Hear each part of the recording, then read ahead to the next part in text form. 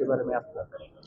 देखिए, lotus tiger का तो मुझे पता नहीं है, लेकिन आज सुबह खबर सुनी कि शिवसेना उद्धव ठाकरे ग्रुप के 2/3 सांसद 9 में से 6 सांसदों ने लोकसभा अध्यक्ष श्री ओम बिरला जी को एक पत्र दिया है कि वो शायद किसी और पार्टी में, शायद एकनाथ शिंदे जी की शिवसेना में सम्मिलित होना चाहते हैं।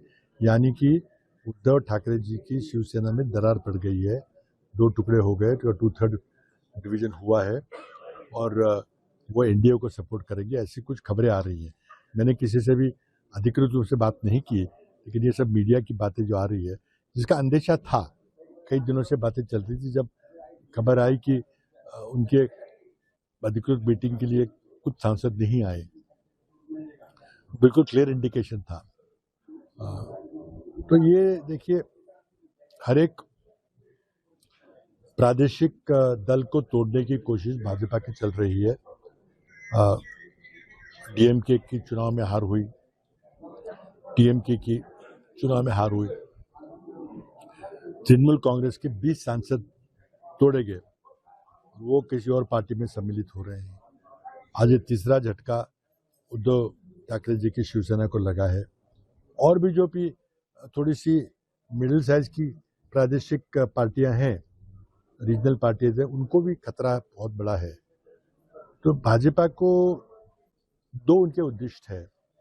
एक तो उनको विपक्ष समूल तरीके से खत्म करना है, जैसे अमित शाह जी कहते हैं कि कांग्रेस का मुझे पूरा अस्तित्व खत्म करना है, तो उस दिशा में इनकी पहल है।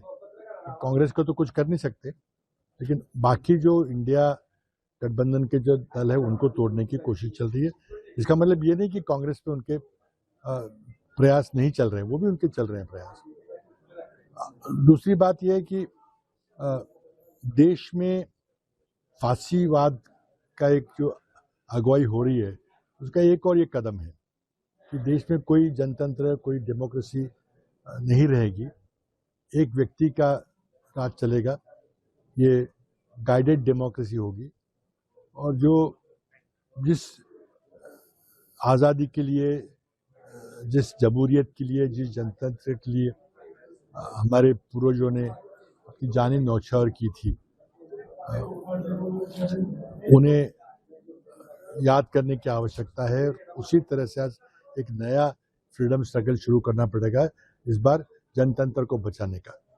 आज़ादी का समर हो गया, वो लड़ाई हो चुकी है, उस पर जीते हम। अब जनतंत्र को जीवित रखने की लड़ाई करनी पड़ेगी।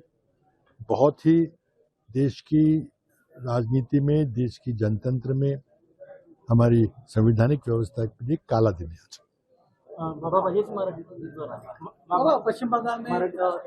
For more such videos, subscribe to the NewsX YouTube channel, hit the bell icon.